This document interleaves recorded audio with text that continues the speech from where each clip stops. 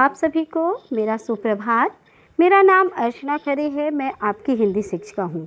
आज मैं आपको आपकी पाठ्य पुस्तक बसंत का पाठ 7 पापा खो गए इस पाठ के प्रश्नों के उत्तर करवाएंगे।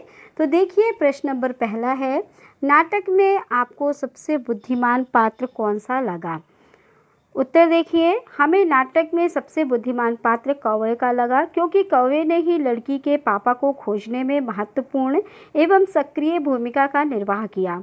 उसी की योजना के कारण लेटर बॉक्स संदेश लिख पाता है। वह उड़ उड़कर अच्छे बुरे की जानकारी रखता है। उसकी पहचान एवं संदेह के कारण लड़की असामाजिक तत्वों के हाथों में जाने से बच जाती है। प्रश्न दूसरा है, पेड़ और खंबे में दोस्ती कैसे हुई?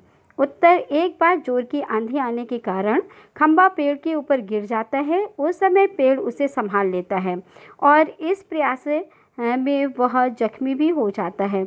इस घटना से खंबे का मजबूत और ऊंचा होने के का घमंड चूर चूर हो जाता है और अंत में दोनों की दोस्ती हो जाती है।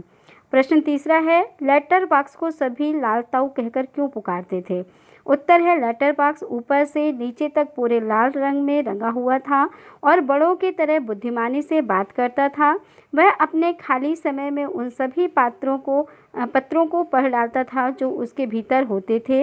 इस प्रकार हर विषय की जानकारी होने के कारण उसे लाल ताऊ कहते थे। प्रश्न चौथा है, लाल ताऊ किस प्रकार बाकी पात्रों से भिन्न है?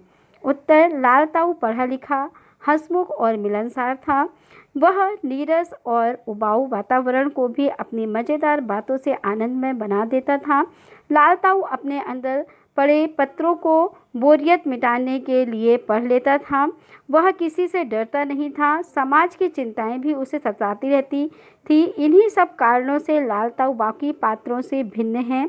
निर्जीव होते हुए भी उसके विचार सशक्त और अकाट्य थे।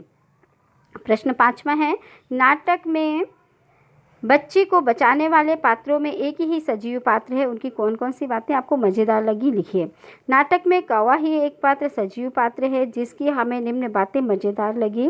वह दुष्ट कौन है, पहले उसे नज़र में आने दीजिए। ताऊ, एक जगह बैठकर यह कैसे जान सकोगे? उसके लिए तो मेरी तरह रोज़ चारों दिशाओं में गश्त लगानी पड़ेगी, तब जान पाओगे यह सब। प्रश्न छठा है, क्या वजह थी कि सभी पात्र मिलकर भी लड़की को उसके घर नहीं पहुंचा पा रहे थे?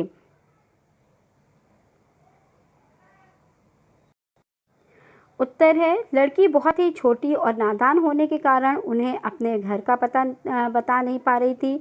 यहाँ तक कि वह अपने पापा का नाम भी नहीं बता पा रही थी। इसी कारण सभी पात्र मिलकर भी लड़की को उसके घर नहीं पहुंचा पा रहे थे। सातवां है, मराठी के अनुदित इस नाटक का शीर्षक पापा खो गए क्यों रखा गया होगा? अगर आपके मन में कोई दूसरा शीर्षक हो तो सुझाएं और साथ में कारण भी बताएं।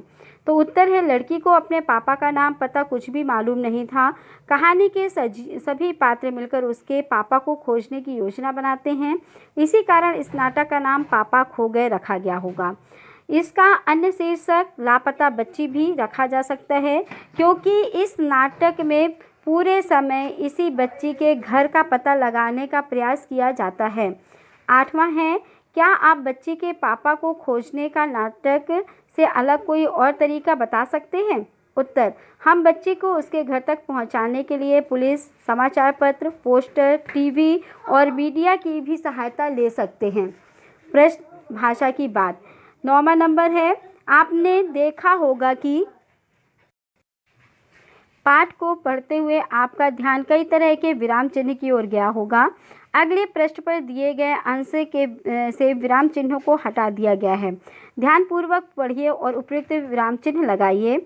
मुझ पर भी एक रात आसमान से गड़गड़ाती बिजली आकर पड़ी तो अरे बाप रे, वो बिजली थी या आफत? याद आते ही अब भी दिल धक धक करने लगता है। और बिजली जहाँ गिरी थी वहाँ खड्डा कितना गहरा पड़ गया था। खंबे महाराज, अब जब कभी बारिश होती है तो मुझे उस रात की याद हो आती है। अंग थर थर काँपने लगते हैं। उत्तर देखिए, मुझ पर भी एक रात आसमान से गड़गड़ाती बिजली आकर पड़ी थी, पूर्ण विराम, अरे अर्ध विराम, बाप रे, पूर्ण विराम। वो बिजली थी या आफत, पूर्ण विराम? याद आते ही अब भी दिल धक धक करने लगता है। और बिजली जहाँ गिरी थी वहाँ खड्डा कितना गहरा पड़ गया था। अल्पविराम, खम्बे महाराज, पूर्ण विराम। अब जब कभी बारिश होती है तो मुझे उस रात की याद हो आती है। पूर्ण विराम। अंग थर थर काँपने लगते हैं। पूर्ण विराम। आपस की निर्जीव चीज़ों को ध्यान में रखकर कुछ संवाद लिखिए, जैसे चौक का ब्लैक बोर्ड से संवाद, कलम का कॉपी से संवाद, खिड़की का दरवाजे से संवाद। तो पहला देखिए, चौक का ब्लैक बोर्ड से संवाद। चौक कहता है, अरे ब्लैक बोर्ड, मैं तो लिखते लिखते घिस जाती हूँ। ब्लैक बोर्ड बोलता है, हाँ वैसे तो तुम सही कह रही हो, परंतु लिखते लिखते मेरी चमक भी तो फीकी पड़ जाती है। चौक बोलते हैं, लेकिन कुछ भी कहो ब्लैक बोर्ड, जब हम दोनों के उपयोग से बच्चे कुछ नया सीखते हैं तो बड़ा आनंद आता है। ब्लैक बोर्ड, हाँ यह तो तुमने 100% सच कहा। अब कलम और कॉपी का संवाद देखिए। कलम बोलता है, कॉपी, देखा मेरा नया रंग रूप। कॉपी, हाँ भाई हाँ। कलम बोलता है, वैसे तुम भी सुंदर नज़र आ रही हो। कॉपी, हाँ ये नई छपाई का कमाल है। खिड़की का दरवाजे से संवाद। खिड़की बोलता है दरवाजे से, दरवाजे भैया क्या बात है, आज तो आपको बात करने की फुर्सत नहीं है।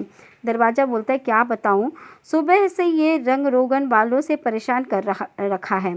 खिड़की बोलती है, अरे भाई ऐसा क्यों बोल रहे हो, इससे आप चमक उठोगे।